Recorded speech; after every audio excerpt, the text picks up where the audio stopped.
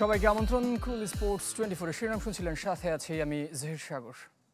ঘরোয়া লীগ সহ সাম্প্রতিক বিভিন্ন বিতর্কিত কর্মকাণ্ডে বিসিবির উপর নাখোশ ক্রিকেটাররা। বোর্ড সভাপতির সাথে আলোচনা শেষে খুব উগরে দিয়েছেন তামিম ইকবাল। তার মতে তাওহিদ হৃদয়ের শাস্তি নিয়ে বোর্ডের ইউটার্ন হাস্যকর।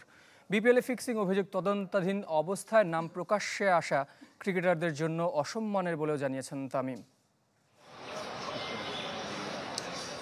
22 গজে অধারাবাহিকতা, তবে ক্রিকেট বোর্ডের সংকটগুলো ধারাবাহিক। দিনের পর দিন নিত্য নতুন সমস্যা। ঢাকা লিগ ঘিরে উত্তপ্ত পরিস্থিতি শেষ কোথায়, সে উত্তর দেয়া কঠিনতর। হোম অফ ক্রিকেটে একত্রিত হয়েছেন ক্রিকেটাররা, যাদের মধ্যমণি তামিম ইকবাল। ছুটির দিন ঘন্টার পর ঘন্টা বৈঠক, পরিস্থিতি সামাল দিতে হাজির সভাপতি ও পরিচালকরা। আম্পায়ারদের সাথে অশোভন আচরণের দায়ে 2 ম্যাচ নিষিদ্ধ হয়েছিলেন মোহামেডান অধিনায়ক তাওহিদ হৃদয়, কিন্তু বাইলস পরিবর্তন করে শাস্তি কমানো, ফের তোপের মুখে আগের সিদ্ধান্তে ফিরে যাওয়ায় অবাক তামিম ইকবাল। জেরার মুখে হৃদয়ে নিষেধাজ্ঞা সাময়িক স্থগিত করেছে বিসিবি। পরের বছর 1 ম্যাচ নিষিদ্ধ হবেন, দিতে হবে জরিমানাও।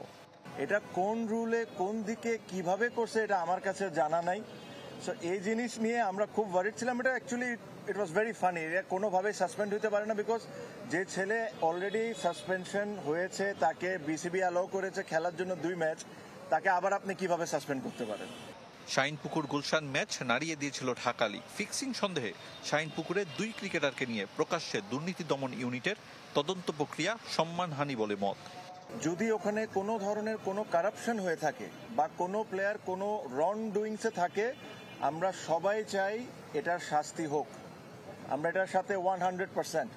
বাট তার মানে এটা না আর কাউকে এটার কোনো অধিকার নাই আপনি ওই 2টা ছেলেকে নিয়ে যায় মিডিয়ার সামনে তাকে দিয়ে অ্যাক্টিং করাবেন। ঘরের কথা পরে জানার মতো বিসিবির অন্দরমহলের খবর প্রায়শই চাউর হয় গণমাধ্যমে। বিপিএলে ফিক্সিং সন্দেহে তদন্ত চলাকালীন ক্রিকেটারদের নাম প্রকাশ্যে আসা নিয়েও কথা বলেছেন খান সাহেব। ওখান থেকে কেউ যদি দোষী হয়, আমরা সব ক্রিকেটাররা চাই তার পানিশমেন্ট হোক, তার যতটুকু শাস্তি দেওয়া সম্ভব দেওয়া হোক। হোয়াট ইফ ওখান থেকে 2 জন নির্দোষ বা 8 জন নির্দোষ, এভাবে করে নামগুলা লিক করে দেওয়া publicly, it is again insult towards cricketers. দেশের ক্রিকেটের অসঙ্গতি দূর হওয়ার আশা নিয়ে শেষ বিকালে বিসিবি ছেড়েছে ক্রিকেটাররা। 2019 সালে বিদ্রোহের ঘটনা মনে করিয়ে দেয় দ্রুত পদক্ষেপ নেওয়া ছাড়া উপায় নেই বিসিবি সভাপতি। আরিফুল ইসলাম, চ্যানেল 24, ঢাকা। এবার জানাবো বাংলাদেশ জিম্বাবুয়ে সিরিজের খবর। দ্বিতীয় টেস্টের ভেন্যু চট্টগ্রামে পৌঁছেছে 2 দল। দুপুরে চার্টার্ড বিমানে করে সিলেট থেকে চট্টগ্রামে যায় টিম টাইগার্স ও রোডেশিয়ানরা। একদিন আগে প্রথম টেস্ট শেষ হওয়ায় সিলেটেই সময় কাটিয়েছে তারা। চট্টগ্রামে টাইগার দলের সঙ্গী হবেন 2 মুখ, এনামুল হক বিজয় ও তানভীর ইসলাম। শনিবার থেকে মাঠের প্রস্তুতি শুরু হবে। নাম বদলের পর বীরশ্রেষ্ঠ মতিউর রহমান স্টেডিয়ামে প্রথম আন্তর্জাতিক ম্যাচ শুরু হবে সোমবার। ঢাকা প্রিমিয়ার লিগের খবর। কাল সুপার লিগের 4র্থ রাউন্ড। বিকেএসপিতে শিরোপার পথে এগিয়ে যেতে আবাহনীর প্রতিপক্ষ লেজেন্ডস অব রূপগঞ্জ। বিকেএসপির অন্য মাঠে গুলশান ক্রিকেট ক্লাব লড়বে অগ্রণী ব্যাংকের বিপক্ষে। আর মিরপুরের হোম অব ক্রিকেটে গাজী গ্রুপ ক্রিকেট ক্লাবের বিপক্ষে মাঠে নামবে মোহামেডান। সবগুলো ম্যাচই শুরু হবে সকাল 9টায়। 14 ম্যাচে 12 জয় নিয়ে সবার উপরে আকাশী নীলরা। শিরোপার রেসে আবাহনীর সাথে টিকে আছে মোহামেডান। সমান ম্যাচে 2 পয়েন্ট কম সাদা কালোদের।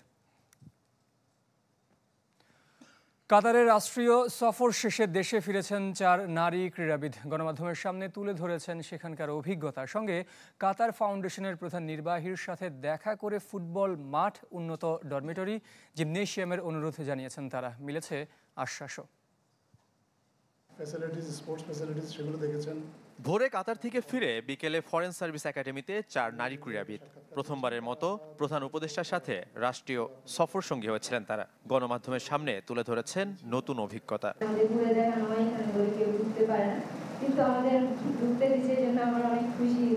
কাতার ফাউন্ডেশনের আমন্ত্রণে দেশটিতে ভ্রমণ করেছেন ফুটবলার আফিদা খন্দকার, শাহিদা আক্তার রিপা এবং ক্রিকেটার সুমাইয়া আক্তার ও শারমিন সুলতানা।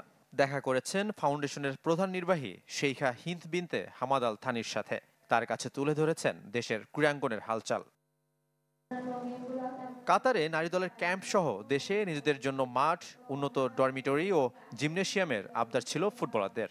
আমরা এখানে এসে ক্যাম্প করতে চাই বা ফ্যাসিলিটিসগুলো আমাদের দরকার, আমাদের দেশে নাই, তারপরেও আমরা আল্লাহ রহমতে ভালো রেজাল্ট দিচ্ছি। যদি আসে ফ্যাসিলিটিসগুলো পাই তাহলে আমরা আরও ভালো করব। কাতারে ক্রিকেট এখনো তেমন জনপ্রিয় নয়, সেই জায়গায় কাজ করতে চায় বাংলাদেশ। পাশাপাশি চাওয়া ছিল তাদের রিহ্যাব সেন্টারের পরিষেবা। ক্রিকেট অতটা উন্নত না, তবে আমাদের মূল যে বিষয়টা ছিল সেটা হচ্ছে ইনজুরি রিহ্যাবের যে ফ্যাসিলিটি, ওই ফ্যাসিলিটি যেন আমরা ভালোভাবে পাই। ক্রিকেটটা ফ্রি টাইমে সবাই খেলে, কিন্তু ওইভাবে এখনো হাইলাইট হয় নাই। কিন্তু ওনার কথা থেকে যেটা মনে হয়েছে খুব তাড়াতাড়ি হাইলাইট হবে, আর ওনারা এই দেশে সফর দিবে, আমরা এই দেশে সফর দেব। এখানেই শেষ দেখছে না অন্তর্বর্তী সরকার। যে যাত্রা শুরু হয়েছে তা অব্যাহত রাখার পাশাপাশি ক্রীড়াঙ্গনে সুযোগ সুবিধা বৃদ্ধির প্রতিশ্রুতি মিলেছে প্রধান উপদেষ্টার প্রেস উইং থেকে। সম্মেলন উদ্বোধনী অনুষ্ঠানে বিশেষভাবে মাননীয় প্রধান উপদেষ্টা আমাদের খেলোয়াড়দেরকে পরিচয় করিয়ে দিয়েছেন। এই পরিচয় করিয়ে দেওয়ারটা একটা সবচেয়ে বড় কারণ হচ্ছে যে সবাইকে এই বার্তাটা দেওয়া, আমরা যে তাদেরকে কেয়ার করি, তাদের বিষয়টা নিয়ে আমরা ভাবি। কাতারের স্টেডিয়াম আর একাডেমি ঘুরে মুগ্ধ নারী 4 ক্রীড়াবিদ। আক্ষেপ, দেশেও এমনটা কবে হবে? শাফাত মিদুল, চ্যানেল 24, ঢাকা। এবার সময় হলো ফুটবলের। প্রিমিয়ার লিগে কাল মুখোমুখি হবে আবাহনী ও মোহামেডান। দুদলেরই হোম গ্রাউন্ড কুমিল্লা। এবার দ্বিতীয় লেগে সাদা কালোদের আতিথ্য দেবে আকাশী নীলরা। প্রথম লেগে জিতেছিল মোহামেডান। এবার শিরোপা রেসে আরও এগিয়ে যাওয়ার মিশন আলফাজ আহমেদ শিষ্যদের। আর মারুফুল হকের দল চাইছে পয়েন্ট ব্যবধান কমিয়ে রেসে ভালোভাবে টিকে থাকতে। শহীদ ধীরেন্দ্রনাথ দত্ত স্টেডিয়ামে ঢাকা ডার্বি শুরু হবে দুপুর 3:30টায়। একই সময়ে মুন্সিগঞ্জের রহমতগঞ্জের আতিথ্য নেবে বসুন্ধরা কিংস, আর ময়মনসিংহে চট্টগ্রাম আবাহনীর প্রতিপক্ষ ব্রাদার্স ইউনিয়ন। সাম্প্রতিক সময়ে আবাহনী মোহামেডান ফুটবল ম্যাচের উন্মাদনা যেমন অতীতকে ছুঁতে পারে না, তেমনি লিগে দুদল পয়েন্ট টেবিলে এমন অবস্থানে থেকেছে সেখানেও আকর্ষণ তৈরি করতে পারেনি। কিন্তু এবারের মুখোমুখি ভিন্ন। দেশে ফুটবল উন্মাদনা বাড়তি, দীর্ঘদিন পর শিরোপা রেসে মোহামেডান আবাহনী। পেশাদার যুগে প্রবেশের পর প্রিমিয়ার লিগ জেতা হয়নি সাদা কালোদের। এবার 11 রাউন্ড শেষে আকাশী নীলের চেয়ে 4 পয়েন্ট এগিয়ে টেবিল টপার মোহামেডান। অর্থাৎ এই ম্যাচ শুধু মর্যাদার লড়াই নয়, শিরোপা রেসে আরও এগিয়ে যাবার। জয়ের জন্য সবাই মাঠে যাব কালকে। সবার যদি 100% সবাই দিতে পারি প্লেয়াররা, ইনশাল্লাহ আমরা জয় নিয়ে মাঠ থেকে ফিরব। মোহামেডানের এগিয়ে যাবার পথে বাধা হতে চায় আবাহনী না, চিরপ্রয়োজনীয়তার জেরে নয়, শিরোপা রেসে ভালোভাবে টিকে থাকতে ম্যাচে পূর্ণ পয়েন্ট চায় আকাশী নীলরা। তারা জিতলে 1 পয়েন্ট ব্যবধানে থাকবে টেবিলের 2-এ। আমাদের যে কোচিং স্টাফের যে প্ল্যানিং আছে, ওই প্ল্যানিং অনুযায়ী যদি আমরা মাঠে ফুটবলটা খেলতে পারি, ইনশাল্লাহ ভালো একটা রেজাল্টের আশা করছি। তাদের কাছ থেকে কিছু পিছিয়ে আসি এবং সেটা রিকভারি করার জন্য এটাই হচ্ছে সবচাইতে বড় সময়। তো আমাদের খেলোয়াড়রা সবাই প্রস্তুত আছে যাতে আগামীকাল গেম ম্যাচে 90 মিনিট তারা ফাইট করে জয়লাভ করতে সমর্থ হয়। ফুটবলারদের ফিট পেতে আবাহনী চ্যালেঞ্জটা বেশি। গত মঙ্গলবার ময়মনসিংহে ফেডারেশন কাপের অসমাপ্ত ফাইনাল খেলেছে আকাশী নীলরা। আগামী মঙ্গলবার হবে বাকি অংশ। বিপরীতে 12 এপ্রিল লিগে বসুন্ধরা কিংসকে হারানোর পর 2 সপ্তাহ বিশ্রাম পেয়েছে সাদা কালো ফুটবলাররা। 26 অক্টোবর হয়েছিল ফুটবল ফেডারেশন নির্বাচন। সময়ের পরিক্রমায় 6 মাস। হামজা চৌধুরীর কল্যাণে দেশের ফুটবল উন্মাদনা এখন নতুন উচ্চতায়। তার ইমেজ ফুটবলকে দিচ্ছে নতুন দিনের হাতছানি। ফিফার আর্থিক নিষেধাজ্ঞা প্রত্যাহার বাফুফের অন্যতম সাংগঠনিক সাফল্য। প্রিমিয়ার ও চ্যাম্পিয়নশিপ লিগ চালু থাকলেও পরের স্তরের লিগ মাঠে নেই। নারী ফুটবলাররা সাফল্য এনে দিয়েছেন, আবার তাদের বিদ্রোহের জন্যই ফেডারেশনকে পড়তে হয়েছে অস্বস্তিতে। গত বছরের 26 অক্টোবর নির্বাচিত হয় ফুটবল ফেডারেশনের বহুল প্রত্যাশার নতুন নির্বাহী কমিটি। সময়ের পরিক্রমায় 6 মাস। বাংলাদেশ জার্সিতে হামজা চৌধুরীর অভিষেক দেশের ফুটবল উন্মাদনাকে নিয়ে গেছে অন্য উচ্চতায়। সেই উন্মাদনাকে কাজে লাগিয়ে জাতীয় দলে যুক্ত হয়েছে পৃষ্ঠপোষক, কিট স্পন্সর।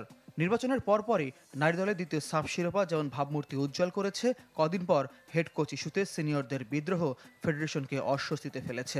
পরবর্তীতে 10 ফুটবলার গেছেন ভুটানের লিগ খেলতে। ঘরোয়া ফুটবল মাঠে আছে, প্রত্যাশা অনুযায়ী 5 আসর হয়নি, তবে যে পরিস্থিতি তৈরি হয়েছিল তাতে 3 আসরই বড় স্বস্তি। পট পরিবর্তনের পরে কিছুটা তো অগোছালো অবস্থা ছিল। সেই অগোছালো অবস্থা থেকে যে ফুটবল, ঘরোয়া ফুটবল যেভাবে চলছে তাতে আমি পুরোপুরি সন্তুষ্ট না হলেও অবশ্যই সন্তুষ্ট, কারণ ফুটবলটা আসলে বন্ধ হয়ে যায়নি এই টালমাটাল অবস্থায়।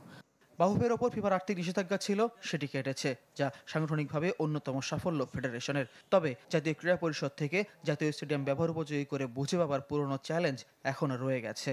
ফিফার অডিট হয় এবং এই কয়েক বছর পরে ফিফা তখন আপনারা জানেন যে তাদের যে বিধিনিষেধগুলো ছিল ফেডারেশনের উপরে এটা তারা প্রত্যাহার করে নিয়েছে। তারা সন্তুষ্ট, আমরাও খুশি, কারণ এই স্যাংশন নিয়ে বসে থাকা তো একটা মান সম্মানের কাজ না। প্রিমিয়ার লিগ, চ্যাম্পিয়নশিপ লিগ মাঠে গড়ালেও এর পরের স্তরের লিগের জন্য শুধু প্রতিশ্রুতি মিলেছে। জেলা পর্যায়ে ফেডারেশন থেকে বয়সভিত্তিক টুর্নামেন্ট চলছে, তবে জেলা ফুটবল অ্যাসোসিয়েশনগুলোর অভ্যন্তরীণ কার্যক্রমে দৃশ্যমান অগ্রগতি নেই। রাজধানী কেন্দ্রিক স্কুল ফুটবল শুরু হলেও সারা দেশে বিস্তার নেই। 4 বছর মেয়াদের মাত্র 6 মাসে ফুটবলের উন্মাদনা বৃদ্ধি ফুটবল কর্তাদের দিচ্ছে আর নতুন দিনের হাতছানি, যার নেপথ্যে হামজা চৌধুরী সহ অন্যান্য প্রবাসী ফুটবলার। এই ধরনের প্রবাসী আমাদের যারা ভালো ফুটবলার আছেন বা অন্যান্য খেলায়ও ভালো ক্রীড়াবিদ যারা আছেন, তাদেরকে আমরা যদি এইভাবে সম্পৃক্ত করতে পারি তাহলে আমাদের দেশের ক্রীড়াঙ্গনটা আরও অনেক উৎকর্ষ সাধন করবে। তো হামজা আমাদের সাথে আছেন, সাথে আরও কয়েকজন যোগ হতে যাচ্ছেন। এই ফুটবল নিয়ে এখন যে উন্মাদনাটুকু আপনি সামাজিক যোগাযোগ মাধ্যমে কিংবা আমাদের প্রথম সারির জাতীয় দৈনিকগুলোতে, আমার মনে হয় যে এটাই প্রমাণ করে ফুটবল নিয়ে উন্মাদনা বেড়েছে এবং উন্মাদনাটা বেড়েছে বলে আমরা হয়তো কাজকর্মে কিছুটা সফলতা আসছে বলে এই উন্মাদনাটুকু বেড়েছে। দেশে ফুটবলার তৈরির উদ্যোগ নিচ্ছে ফেডারেশন। যশোরে চলমান অনূর্ধ্ব 19 দলের ক্যাম্প কিংবা ব্যক্তি উদ্যোগে গড়ে ওঠে একাডেমিগুলো নিয়ে কাজ করার পরিকল্পনা, ফুটবলকে দেশ জুড়ে ছড়িয়ে দেওয়ার উদ্যোগ। ফয়জুল ইসলাম, চ্যানেল 24, ঢাকা। চট্টগ্রামের ঐতিহ্যবাহী জব্বারের বলি খেলায় টানা দ্বিতীয়বারের মতো চ্যাম্পিয়ন কুমিল্লার বাঘা শরীফ। 116তম আসরের চূড়ান্ত পর্বে শ্বাসরুদ্ধকর লড়াইয়ে তিনি হারান কুমিল্লারই আরেক বলি রাসেলকে। বিকাল 4টায় বিপুল উৎসাহ উদ্দীপনার মধ্যে লালদিঘি মাঠে তৈরি বালির টার্ফে শক্তিমত্তার লড়াইয়ে নামেন দেশের নানা প্রান্ত থেকে আসা কুস্তিগিররা। খেলা দেখতে ভিড় করেন হাজার হাজার মানুষ। এবারের আসরে নিবন্ধন করেন 150 বলি। এর মধ্যে যাচাই বাছাই শেষে লড়াইয়ে অংশ নেওয়ার সুযোগ পান নানা বয়সী 100 প্রতিযোগী। এর মধ্যে শক্তির জোরে যেতেন 40 জন। সবশেষ ফাইনাল রাউন্ডে লড়েন 2 জন। বিজয়ীদের হাতে অর্থ পুরস্কার ও ক্রেস্ট তুলে দেন সিটি মেয়র শাহাদাত হোসেন। প্রায় বলা যায় 2 ঘন্টারও বেশি সময় ধরে। এই ছিল কুল স্পোর্টস 24 এখনকার আয়োজনে। খেলার সব আপডেট ও রিপোর্টগুলো দেখতে ভিজিট করুন আমাদের ওয়েবসাইট ও ফেসবুক পেজ facebook.com/sports24 টিম। এই পেজে ধন্যবাদ সবাইকে সাথে থাকার জন্য।